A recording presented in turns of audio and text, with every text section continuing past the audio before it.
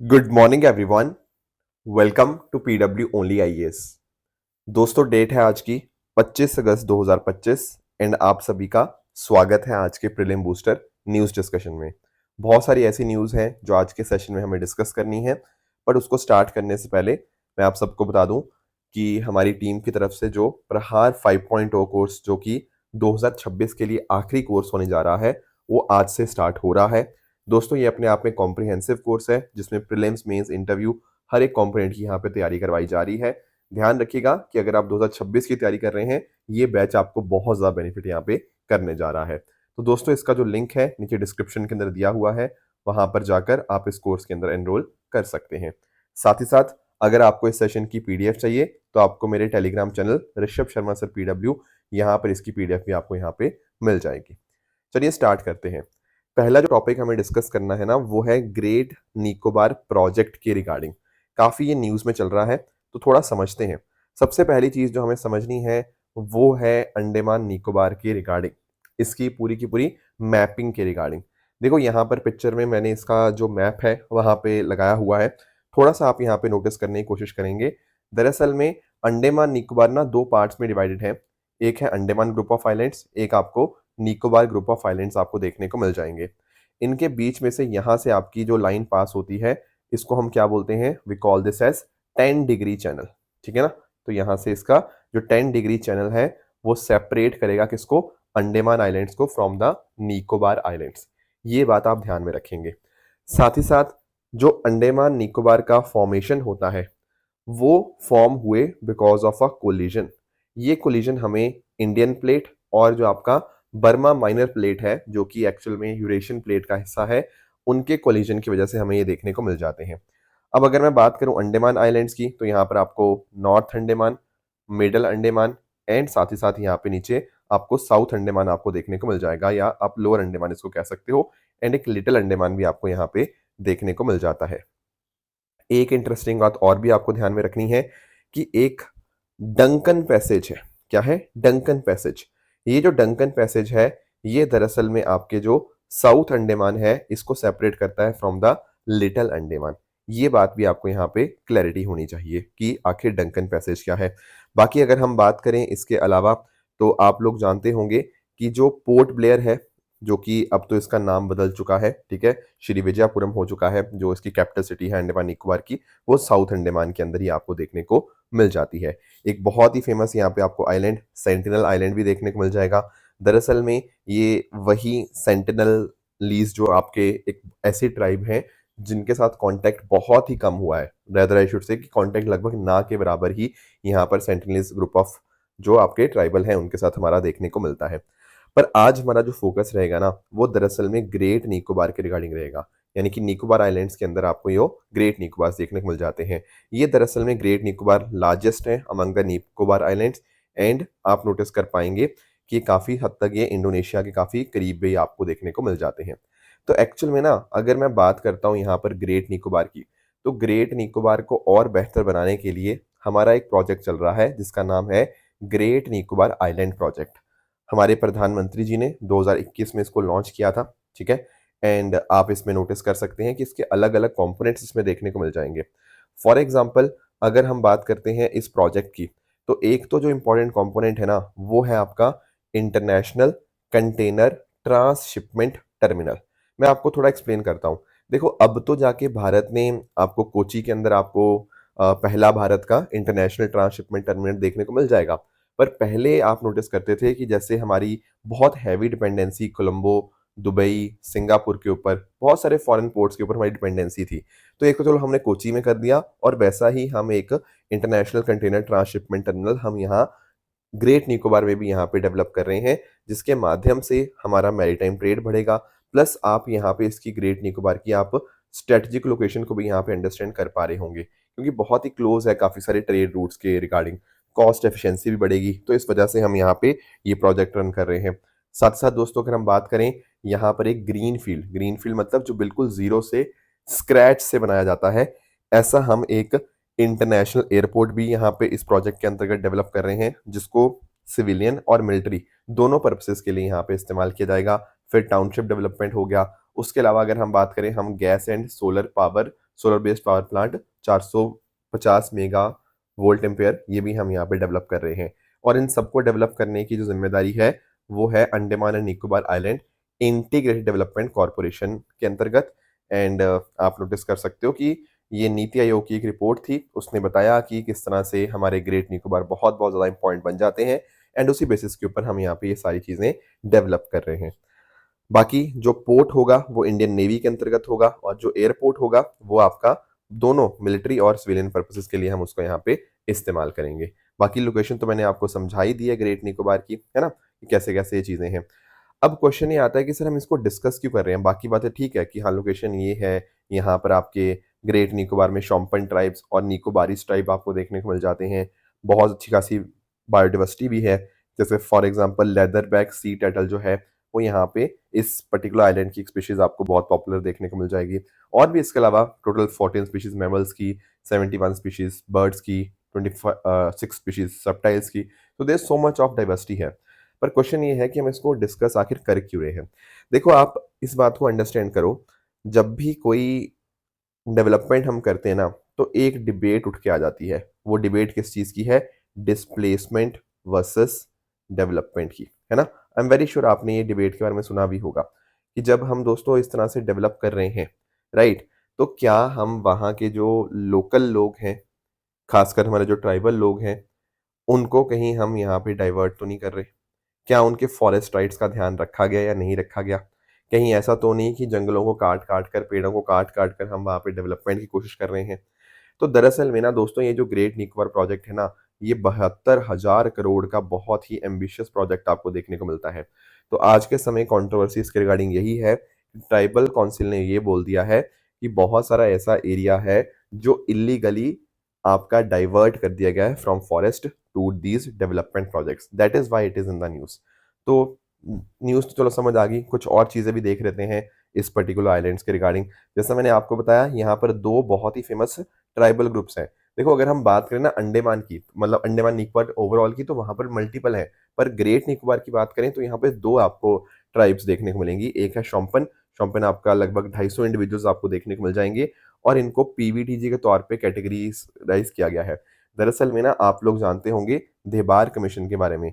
देबार commission ने 1975 के अंदर ना आपके कुछ ऐसे ग्रुप्स को आइडेंटिफाई किया जिन जो काफ़ी ज़्यादा बैकवर्ड थे, उनका पॉपुलेशन बहुत कम थी या डिक्लाइन हो रही थी, एक pre agriculture level of technology था, राइट? तो इस बेसिस के ऊपर उन्होंने पीटीजीज कैटेगराइज किए थे। पीटीजी जब उन्होंने बोला था ना, वो था आपका प्रिमिटिव ट्राइबल ग्रुप। आगे जाके इसका नाम हम पीवीटीजी कर देते हैं, पर्टिकुलरली वल्नरेबल ट्राइबल ग्रुप। तो आज के समय आपको टोटल 75 पीवीटीजीज आपको भारत में देखने को मिल जाते हैं। मतलब ट्राइब्स में भी ऐसे ट्राइब्स जो बहुत ही ज़्यादा पिछड़े हुए हैं। तो दरअसल में शोम्पेन उन्हीं पीवीटीजी ग्रुप के अंदर यहाँ पे आते हैं। ये मेजरली हंटर गैदरर है और इनकी खुद की अपनी एक डिस्टिंक्ट लैंग्वेज आपको देखने को मिल जाएगी। दूसरे अगर हम बात करें ट्राइब्स की, यहाँ पर आपको निकोबारीज देखने को मिल जाते हैं। ये आपके फार्मिंग फिशिंग के अंदर मोस्टली इन्वॉल्व है, एंड इनमें भी great Nicobarese and little Nicobarese आपके दो ग्रुप्स देखने को मिल जाएंगे। अलग अलग लैंग्वेज, मतलब लैंग्वेज इनकी निकोबारीज है, उसके अलग अलग डायलेक्ट ये यहाँ पे बोलते हैं, ठीक है ना? तो नोटिस कर पाओगे कि जो ग्रेट निकोबारीज है वो south east and west coast में पास रहते थे, पर जब 2004 के बाद सुनामी आई तो कैम्पबेल वे वाली साइड यहाँ पे ये मूव कर गए। लिटिल निकोबारीज की पॉपुलेशन लगभग 850 आपको देखने को मिल जाएगी। बाकी क्वेश्चन जो उठ रहा है आज के समय के ऊपर इस प्रोजेक्ट के रिगार्डिंग, वो यही है कि इस प्रोजेक्ट के ऊपर हमारा फोकस तो आ गया, पर हमने फॉरेस्ट राइट एक्ट, या फिर जिसको हम लोग scheduled tribe and other traditional forest dwellers act 2006, हमने इसका ध्यान नहीं रखा। अब इस पर्टिकुलर एक्ट में क्या बोला गया है कि भाई जो भी हमारे शेड्यूल्ड ट्राइब्स हैं, ठीक है ना, जो भी आपके अदर ट्रेडिशनल फॉरेस्ट ड्वेलर्स हैं, उनके जो राइट्स हैं वो खत्म नहीं होने चाहिए, उनका ध्यान यहाँ पे रखा जाए। अक्सर ना 2006 से पहले अगर हम बात करें, इवन बिफोर इंडिपेंडेंस की भी बात करें, तो आप लोगों ने अपने बुक्स के अंदर पढ़ा होगा कि शेड्यूल्ड ट्राइब्स का कभी ध्यान नहीं रखा गया। हमारा फोकस कहीं न कहीं ये था कि जंगल काटो, पेड़ काटो, डेवलपमेंट के ऊपर फोकस करो। जो कहीं न कहीं लोग सालों से जंगलों पे डिपेंडेंट आते रहे हैं, उनका किसी ने ध्यान नहीं रखा गया। पर 2006 के अंदर हमने इसके ऊपर पूरा फोकस किया, एंड हमने इन्हें इंडिविजुअल राइट्स एंड साथ-साथ कम्युनिटी राइट्स भी यहाँ पे दिए। इंडिविजुअल राइट्स किस तरह के? जैसे फॉर एग्जांपल आप ज़मीन जंगल में रह रहे हैं, तो आपके पास वहाँ पे रहने का अधिकार होना चाहिए। हैबिटेशन के लिए एंड साथ साथ सेल्फ कल्टिवेशन, खुद के कल्टिवेशन के लिए 4 हेक्टेयर तक आप उसको इस्तेमाल कर सकते हैं। बाकी कम्युनिटी को भी माइनर फॉरेस्ट प्रोड्यूस के ऊपर राइट्स दिए गए, ग्रेजिंग, फिशिंग, वाटर बॉडीज, ठीक है ना, ये सारे यहाँ पे इनको राइट्स भी प्रोवाइड किए गए। और साथ ही साथ किस तरह से सस्टेनेबल ढंग से आप फॉरेस्ट रिसोर्सेज को इस्तेमाल करेंगे वो भी यहाँ पे कवर किया गया। एक इम्पॉर्टेंट बात यह है कि ग्राम सभा जो है ना, उसको मेन अथॉरिटी माना गया कि फॉरेस्ट राइट्स के रिगार्डिंग जो भी क्लेम्स वगैरह हैं उनको अप्रूव और वेरीफाई करना। इसके अलावा अगर हम नोटिस करें तो कुछ बेसिक कम्युनिटीज़ जैसे स्कूल्स, हॉस्पिटल, रोड्स वगैरह, ये सब चीज़ें वहाँ बनाई जाएंगी पर बिना लोगों का डिस्प्लेसमेंट किए हुए। तो एक बैलेंस बनाने की यहाँ पे कोशिश करी गई है डेवलपमेंट और डिस्प्लेसमेंट के कॉन्टेक्स्ट में। बाकी इससे कहीं ना कहीं हमारी जो ट्राइबल कम्युनिटीज़ हैं उनको एम्पावर किया जाता है एंड आप नोटिस कर सकते हो कि फॉरेस्ट कंजर्वेशन के साथ साथ उनकी जो लाइवलीहुड सिक्योरिटी है हम यहाँ पे उनको भी बैलेंस कर रहे हैं। तो ये था पूरा का पूरा ग्रेट निकोबार प्रोजेक्ट, काफ़ी डिटेल में डिस्कस किया एंड उसके साथ जो एसोसिएटेड आपके एक्ट्स थे हमने वो भी डिस्कस कर लिए। और देखो एक्चुअली पता क्या होता है, जैसे कल भी आपने नोटिस किया होगा, कल यूपीएससी का मेंस का पेपर हुआ है ना, मेंस जीएस पेपर 3 का पेपर देखा होगा, पहले जीएस पेपर 2, 1 एंड 4 सब आपने देखे होंगे। आपने एक बात रियलाइज करी होगी कि बहुत सारे टॉपिक्स ऐसे हैं जो कहीं न कहीं करंट अफेयर से उठ के आते हैं, राइट? एंड हमने कल डिस्कस भी किया, बहुत सारे ऐसे क्वेश्चंस थे जो हमने प्रीलिम बूस्टर में डिस्कस किए हुए थे, पर इवन वो यूपीएससी ने मेंस के अंदर पूछ लिए। तो उसका रीज़न यही है कि हम जब एक टॉपिक को पढ़ें ना, हम उसके अलग-अलग एंगल से, अलग-अलग डायमेंशन से हम उस टॉपिक को कवर करने की कोशिश करें। अगर हम जैसे फॉर एग्ज़ाम्पल अभी हमने ग्रेट निकोबार प्रोजेक्ट पढ़ा, अब चाहे ये टॉपिक आपका प्रीलिम्स में आए, चाहे मेंस में आए, कहीं न कहीं ये आपका पूरा का पूरा टॉपिक आपको अपना आंसर करने में बहुत ज़्यादा हेल्प कर देगा, ठीक है ना? तो हो सकता है मेंस में पूछे वो आपसे इन जनरल हमारे एरियाज़ की कैसे हम फोकस करें, तो वहाँ पर आप एग्ज़ाम्पल के तौर पे आप मेंशन कर सकते हो। अदरवाइज़ कोई फैक्चुअल चीज़ें आपकी स्टैटिक में आएँगी या प्रीलिम्स में आएँगी, तो वहाँ पर भी आपका आंसर हो जाएगा।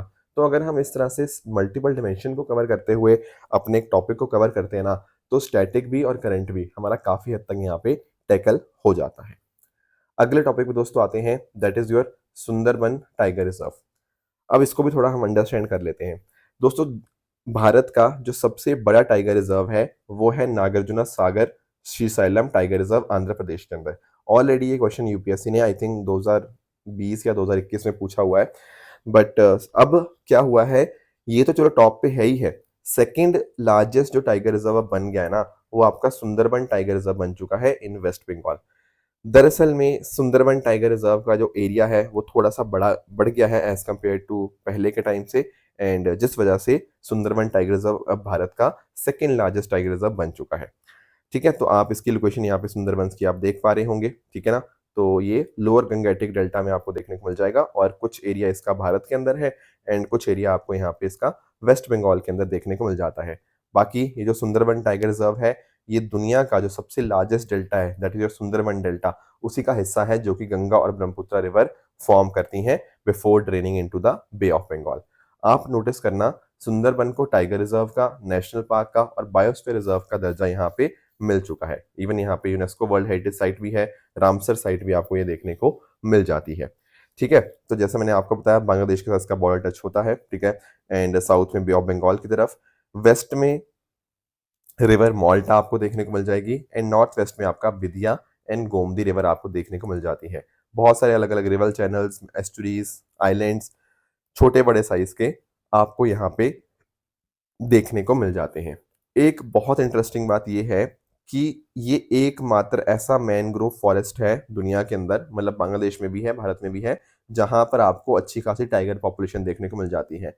अगर हम 2022 के सेंसस की बात करें, तो यहाँ पर आपको 101 टाइगर्स आपको देखने को मिलते हैं, ऐसा दुनिया में और कहीं नहीं है। बाकी मैनग्रोव्स हैं यहाँ पे, ठीक है ना? श्रब्स हैं, पैरासाइटिक एनिमल्स हैं, सॉरी प्लांट्स हैं, एपिफाइट्स हैं एंड अगर हम स्पीशीज़ की बात करें, फौना स्पीशीज़ की, तो यहाँ पर आपको सबसे इंपॉर्टेंट रॉयल बंगाल टाइगर आपको देखने को मिल जाएगा। उनके अलावा भी बहुत सारे हैं जैसे आपका fishing cat, Irrawaddy dolphin, Gangetic dolphin, but royal Bengal tiger is something that you must remember.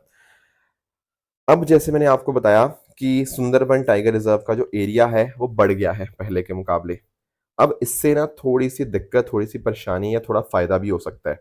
फ़ायदा तो दोस्तों ये है कि अब सुंदरबन आप नोटिस कर ही पा रही हो कि जैसे कुछ कुछ भी सुनामी आती है, कुछ फ्लड्स वगैरह आते हैं या साइक्लोन आता है, तो एक शील्ड की तरह यहाँ पे काम करता है। बाकी एक बहुत इम्पोर्टेंट कार्बन सिंक भी है, तो क्लाइमेट के कॉन्टेक्स्ट में भी बहुत-बहुत इम्पोर्टेंट है। पर दिक्कत ये है क्योंकि टाइगर रिजर्व का जो रीजन है वो बढ़ गया है ना, इससे वहाँ के जो लोकल कम्युनिटीज़ और जो फिशरमैन हैं, उनको डर है। कहीं ऐसा तो नहीं होगा कि उनसे छीन लिया जाएगा कि आप फिशिंग नहीं कर पाएँगे, या लोकल कम्युनिटीज़ को डर होगा कि यार हमारा रोज़गार ना चला जाए।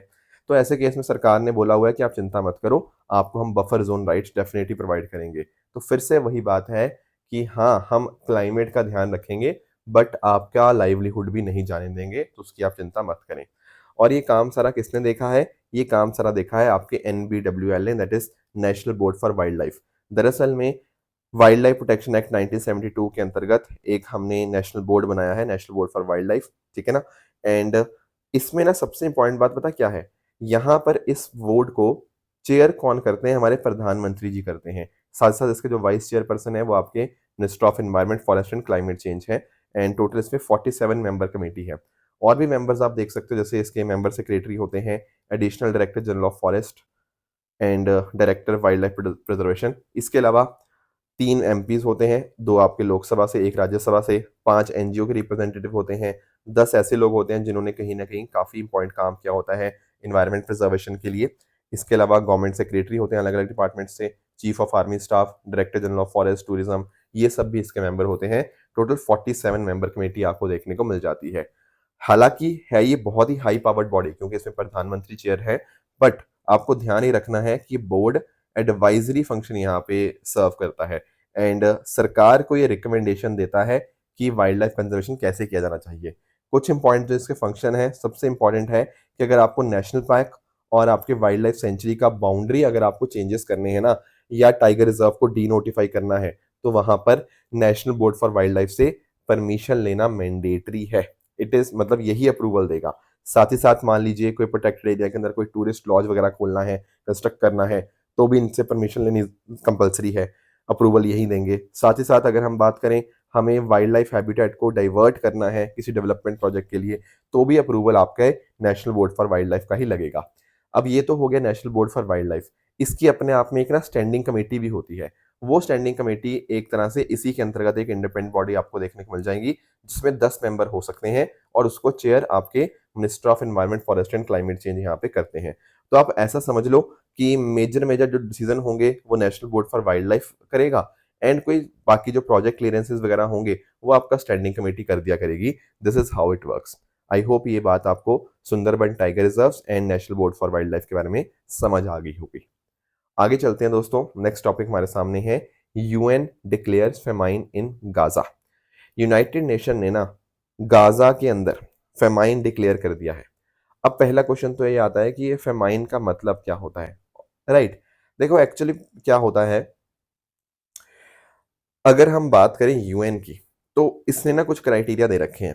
पहला क्राइटेरिया ये है कि मतलब ये क्राइटेरिया है, जैसे फॉर एग्जांपल कि कम से कम 20% हाउस होल्ड जो होंगे, उनके बहुत बड़े लेवल के ऊपर उनके पास खाने की कमी होगी। 30% बच्चे कम से कम ऐसे हैं जिन जो 5 साल से कम उम्र के हैं, जो बहुत ही ज़्यादा मालन्यूरिश्ड हैं, या फिर हर 10,000 लोगों में से 2 लोग ऐसे हैं जिनकी डेथ हो गई है स्टारवेशन, मालन्यूट्रिशन या एस के साथ रिलेटेड डिजीज से। सिंपली कहने का मतलब कि उनके पास खाने की बहुत बड़े स्तर के ऊपर कमी हो जाती है। तो उसको बस ना क्वांटिटी में लाने के लिए, क्वांटिफाई करने के लिए हमने ये आंकड़े दिए हुए हैं कि 20% हाउस होल्ड्स या 30% चिल्ड्रन या फिर 2 पीपल इन एवरी 10,000 पीपल। तो इस तरह से यूनाइटेड नेशन देखता है कि क्या वाकई में वहां पे भुखमरी जैसी सिचुएशन आ चुकी है। और यूनाइटेड नेशन के अंतर्गत ना एक आपको एक कोलिशन देखने को मिल जाएगा, that is IPC, integrated food security face classification.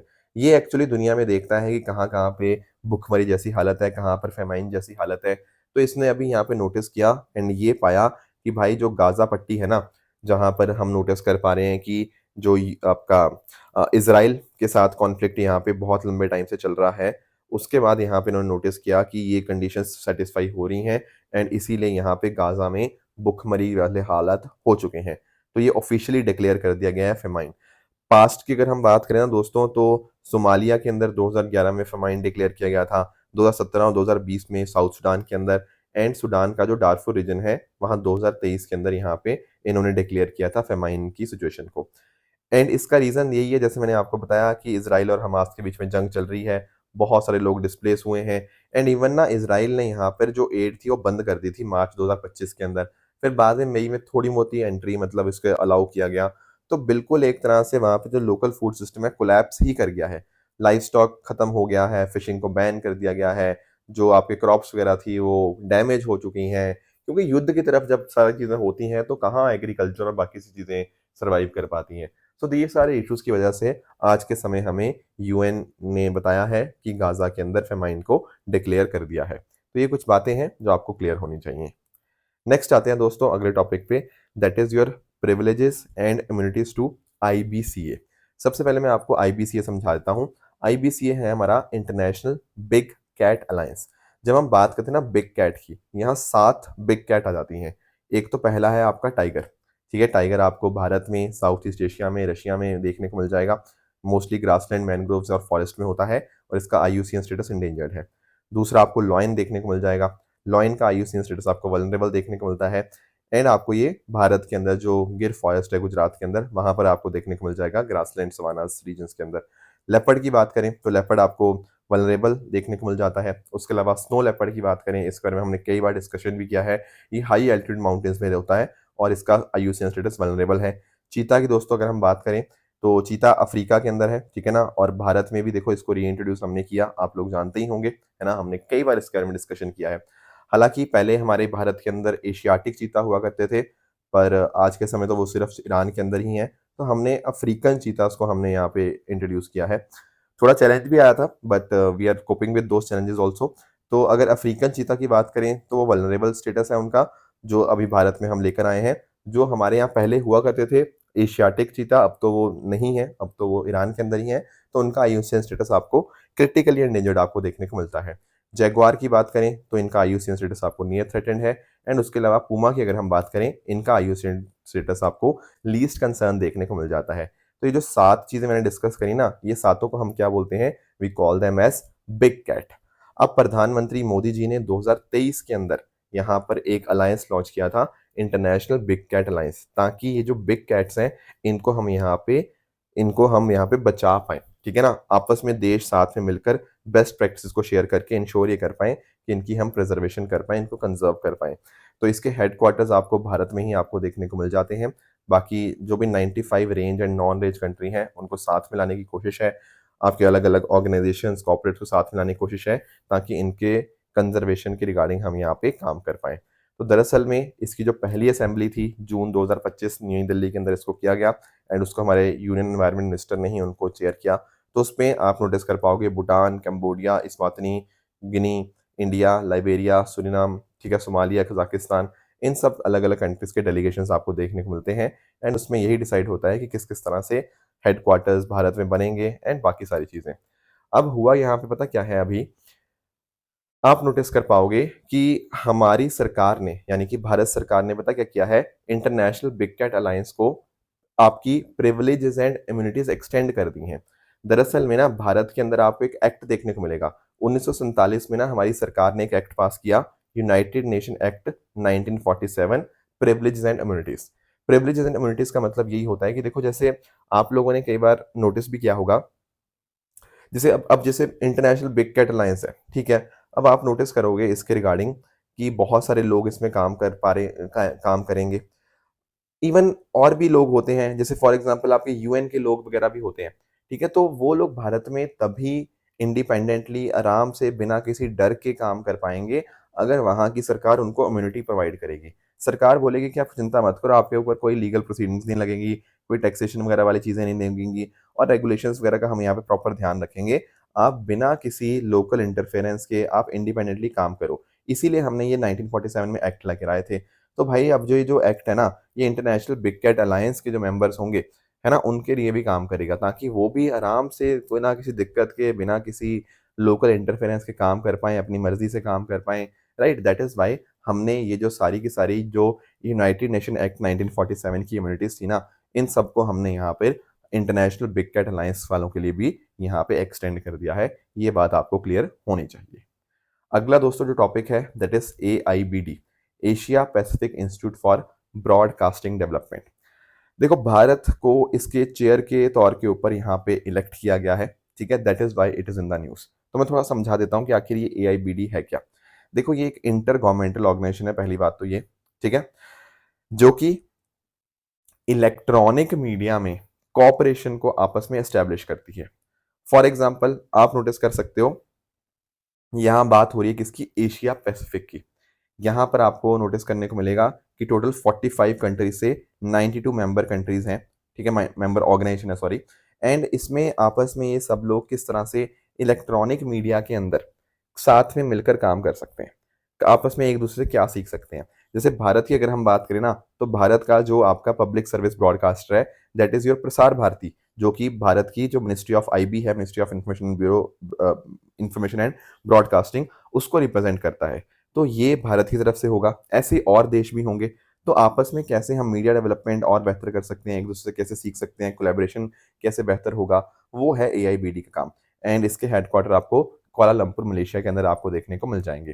तो जो 23 का इस बार का जो 23rd general conference and meetings थी, वो 19 से 21 अगस्त के बीच में हुई, जिनको हमारे श्री गौरव द्विवेदी, जो कि सीईओ हैं प्रसार भारती के, उन्होंने यहाँ पे चेयर किया। मैंने बताया ना कि इस बार के कॉन्फ्रेंस के लिए भारत ही इसका यहाँ पे चेयरमैन था, India was elected chairman of the executive board. तो इस बार की जो थीम थी, media for people, peace and prosperity, and कोशिश यही है कि पूरे एशिया पैसिफिक के अंदर अच्छा मीडिया एनवायरनमेंट हो, पॉलिसी एक्सचेंज आपस में अच्छे से हो, एंड रिसोर्स शेयरिंग हो पाए अलग अलग कंट्रीज के बीच में। ये फोकस के साथ यहाँ पे इस बार का ये जो कॉन्फ्रेंस है वो हमें देखने को मिलती है।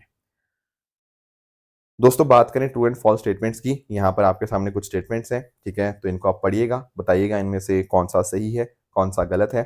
साथ ही साथ दोस्तों, जो मैंने सैटरडे आपको होमवर्क दिया था, एक था डायरेक्ट एक्शन डे के रिगार्डिंग। दोस्तों डायरेक्ट एक्शन डे के पीछे जो पॉलिटिकल पार्टी रिस्पॉन्सिबल थी वो मुस्लिम लीग थी, तो इसलिए स्टेटमेंट 1 आपका इनकरेक्ट हो जाएगा।